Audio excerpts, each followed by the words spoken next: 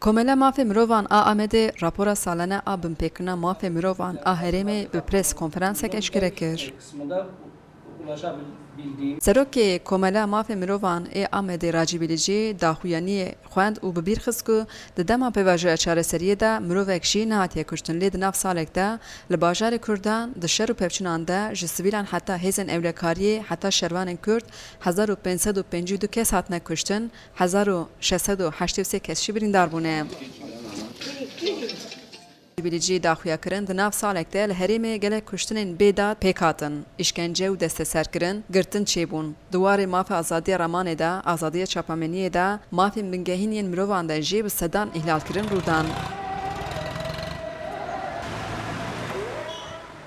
Birêz Bilîcî bi bîr xist ku di nav salek de li neh bajar û 35 navçeyê qedexa derketina derve hatiye îlan kirin. Di operasyonan de 75 zarok bi giştî 320 sivîl hatine kuştin. Hinek jî ji wan ji alî hêzên ewlekarî hatine kuştin. Hinek jî di dema ku birîndar dibin nikarin herin nexweşxanî jiyana xwe ji dest didin.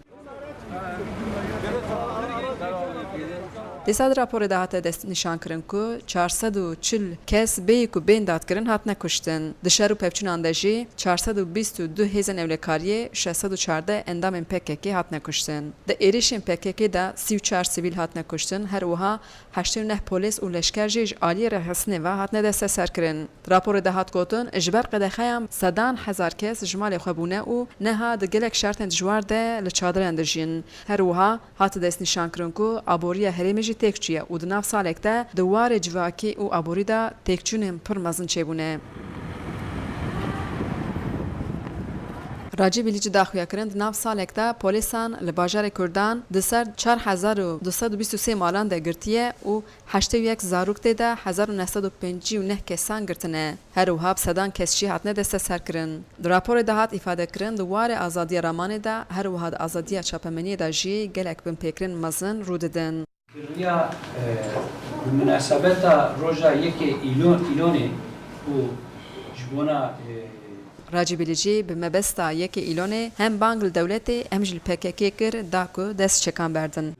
Duê çerçeveda münasebeta vê roja da em bi bang li her du aliya em dibêjin dev şer berdin dest bi diyalogê müzakerê bikin. Wek hûn zanin deh roj PKK deklarasyonekî îlan kir got ki em hazirin ji bona diyalog ji bo müzakerê. Ev ji bo me pir wateyê pir jî qedr qîmet e. Em dibêjin gele devlet bersi bide û her du alî destê xwe ji ser tetkê destê xwe berdin, dev ji şer berdin, hev naz bikin, diyalog û müzakerê bikin, ser Öcalan vê tecdîdê rakin û dest vê diyalog û müzakerê bikin. Ev şerê bê wate dev ji vî şerî berdin.